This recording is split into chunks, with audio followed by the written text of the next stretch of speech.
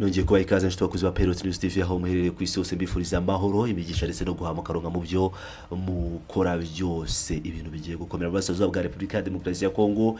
Intambara yiruye igiye kongera gutangira mu buryo budasanzwe.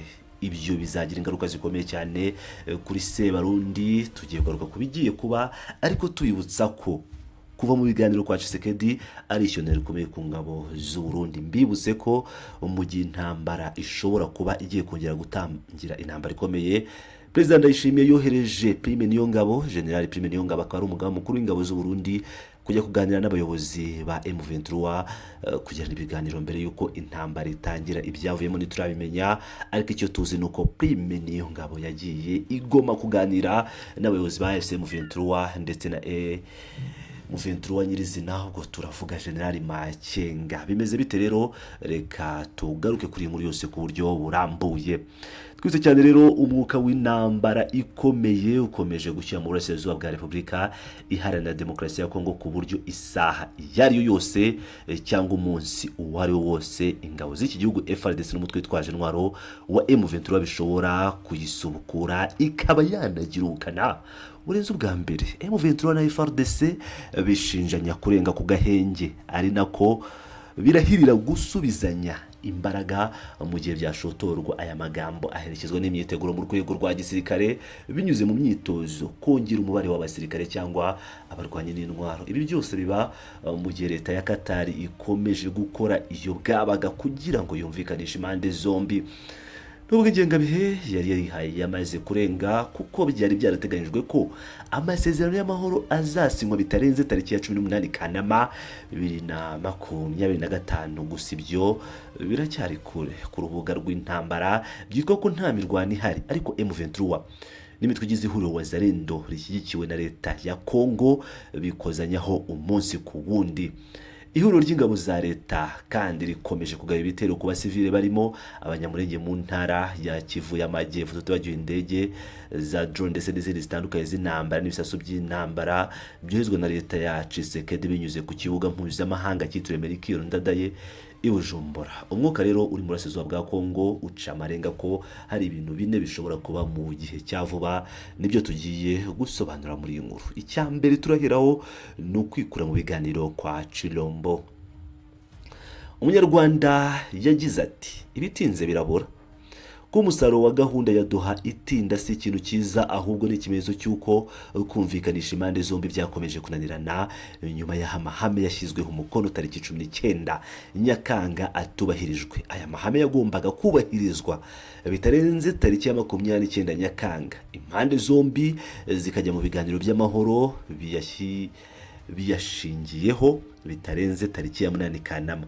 Hanyuma amasezerano y'amahoro agasinywa, ariko iyo ngengabihe yose yarapfuye. M23 ishinja leta ya Kongo gukomeza kugaba ibitero ku basivile no ku birindiro byayo, kandi ko yanze kurekura imfungwa zayo maganajwe. Nyamara yari yaremeye ko izazirekura mbere yuko ibiganiro by'amahoro bitangira. Yagaragaje ko nta mpamvu yari ifite yo kujya mu biganiro mu gihe aya mahame atubahirizwa. Imyitwarire y'ubutegetsi bwa Kongo ikwiye kwibutsa abantu byinshi, kuko inshuro zose byagendaga bigura intege mu kubahiriza imyanzuro yafatiwe mu biganiro by'amahoro. Ni ukuvuga ngo ubuyobozi bwa Kinshasa bwabaga bugana mu kubivamo burundu. Ibyo nuko niko byagenze mu mpera za 2022 ubwo ubuyobozi bwavaga mu biganiro bya Nairobi. Mu nama Perezida Tshisekedi yagiranye n'abanyamuryango b'ihuriro Union Sacrée riri ku butegetsi bwa Repubulika ya Demokarasi ya Kongo tariki ya 30 Kanama, yavuze ko abanyekongo badakeneye umuhuza kugira ngo baganire, kandi ko abafashe intwaro badakwiye kujya mu mishyikirano. Byari bisobanuye ko hari ikindi agamije muri gahunda ya Doha. Yagize ati abanyekongo ntibakeneye umuhuza kugira ngo baganire, ntibagomba gufata intwaro kugira ngo bahangane mbere yo kujya mu biganiro. Abanyekongo bagaragaje ko bagendera kuri demokarasi, baganira ku bwa demokarasi n'iyubahirizwa ry'amategeko mu gihugu cyabo.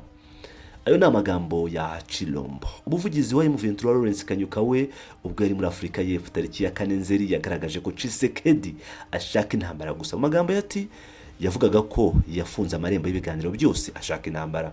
Ibi nibyo yahoze avuga kuva mu ntangiriro. Tugiye kwerekeza rero kuri M23 uburyo ishobora gufata indi migi ikomeye, byo byaba bimeze bite. Kugeza muri Kamena na 2025 M23 yagenzuraga ubutaka bwo mu burasirazuba bwa Kongo bufite ubuso bwa kilometero kare 34,000. Harimo ibice by'ingenzi nk'umujyi wa Goma mu ntara ya Kivu y'Amajyaruguru n'umujyi wa Bukavu mu ntara ya Kivu y'Amajyepfo. Bigaragara ko mu gihe ingabo za Repubulika ya Demokarasi ya Kongo, iz'u Burundi, FDLR, Wazalendo n'abacanshuro byagabe ibitero ku birindiro bya M23, intambara y'akazi umurego bikaba byahatira abarwanyi b'uyu mutwe gufata ibindi bice birimo umujyi wa Uvira usanzwe ari ibirindiro bikomeye bya leta.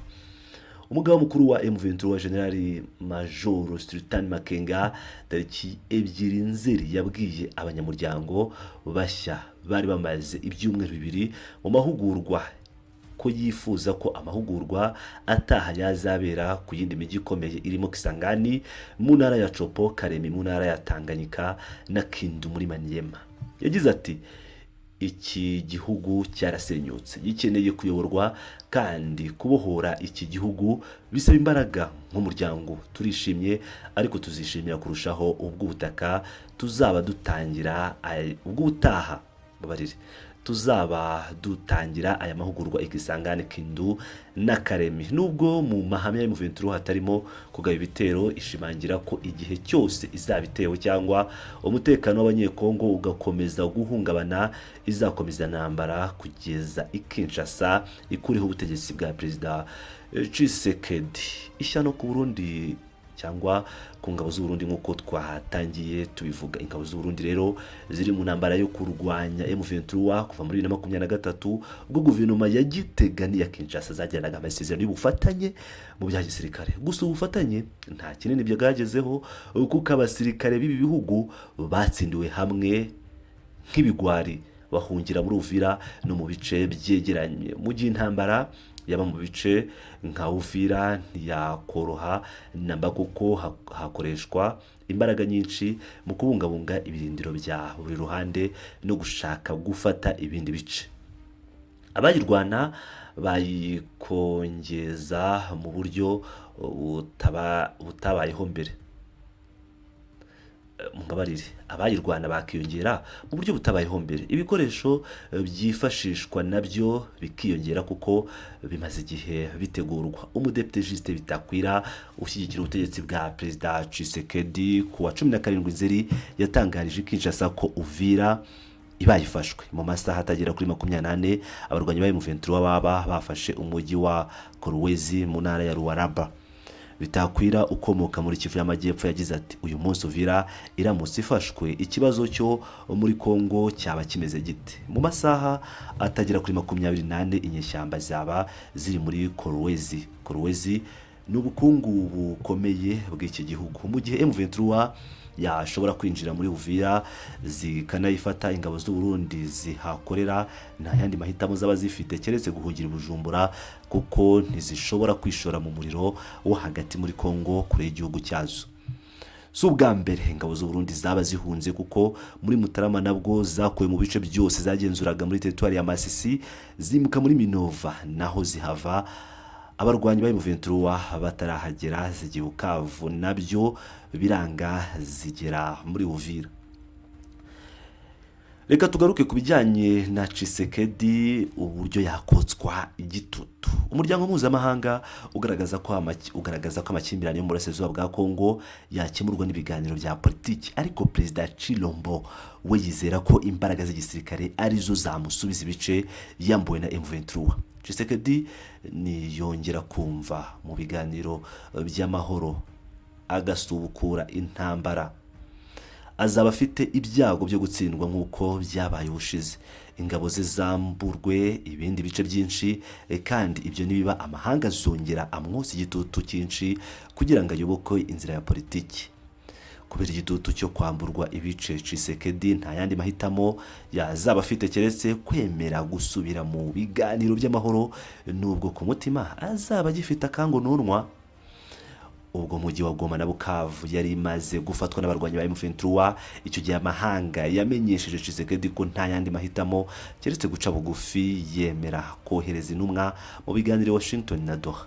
Icyo gihe Tshisekedi yari yararahiye ko atazaganira na M23 kuko yagitabwa umutwe w'iterabwoba, asobanura ko kuganira nawo ari umurongo utukura adashobora kurenga. Ngira ngo rero murabyiyumvira uko ibintu byifashe, tukaba dutegereje ngo turebe ese koko iyi ntambara ishobora kongera kuba cyangwa bizarangira ibiganiro by'amahoro bya Doha byongeye kuba. Tshisekedi yemera ibiganiro by'amahoro, ubwo urumva ko yaba ari n'inkuru nziza kuri Perezida General Neva Batazira Ndayishimiye, ndakora Ndayishimiye Batazira General Neva cyangwa Sendagara n'andi mazina menshi bagenda batazira uyu mukuru w'igihugu. Ngira ngo rero murabyiyumvira neza uko ibintu byifashe. Nk'ibisanzwe rero ni Pilot News TV bakomeje kugenda bageza amakuru menshi agiye atandukanye muri politike ndetse na diplomasi. Ndabakunda cyane, murabagaciro.